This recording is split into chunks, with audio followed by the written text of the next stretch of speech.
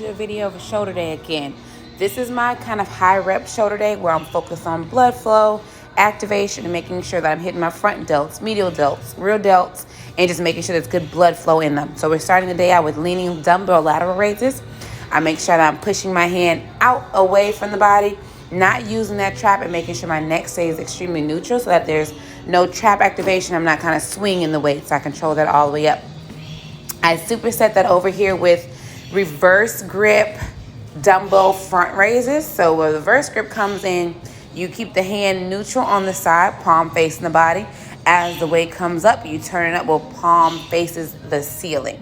So you're moving through that motion in and out, and that's going to keep you really getting a different angle, hitting it differently.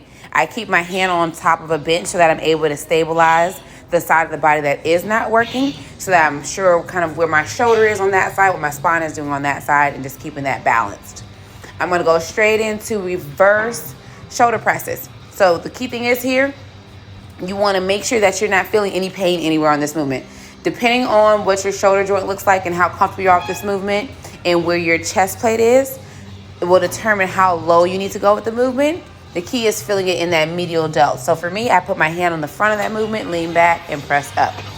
Then we're going into rear delt flies. So I do one arm at a time, and then I make sure my fingers are nice and straight out, and I'm pushing with the outside of my hand in that rear delt. So I don't let it fly all the way behind me. I only go as far as I need to go to make sure that that rear delt is contracted, and I'm feeling it only in that space, not in my traps, not in my triceps, not in my low back, nothing. So I'm controlling that motion in and out, making sure I'm getting that squeeze at the back of that motion and releasing it and continuing through there.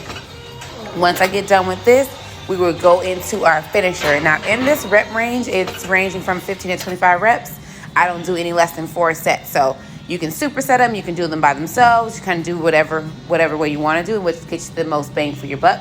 For me, I like to get my time done and really get that blood flowing, so I keep my rest time really, really short and reps high. So here is the burnout. We have upright plate rolls superset with plate lateral raises. So key thing here is keeping those traps down, feeling the motion as you pull up and push out. So whenever you're doing your lateral raises, you want to make sure that you're pushing out and not using those traps and squeezing them up. So that means keep the palms down, push away from the body, and feel that medial delt contract when you get to the top. Now with your front raises, for me, I feel them more in my front delts. So that's what I focus on to make sure I'm hitting 2 pieces of the shoulder while I'm doing the burnout. Now with this one, still 25 reps. So I'm gonna wait, get through, push all the way through as hard as I can, and make sure I get to 25 reps. So if you think about it, 25 reps, both motions are 1 rep. So you end up doing 50 reps. So kind of think of it that way. So it's meant to give you a good burn, good blood flow.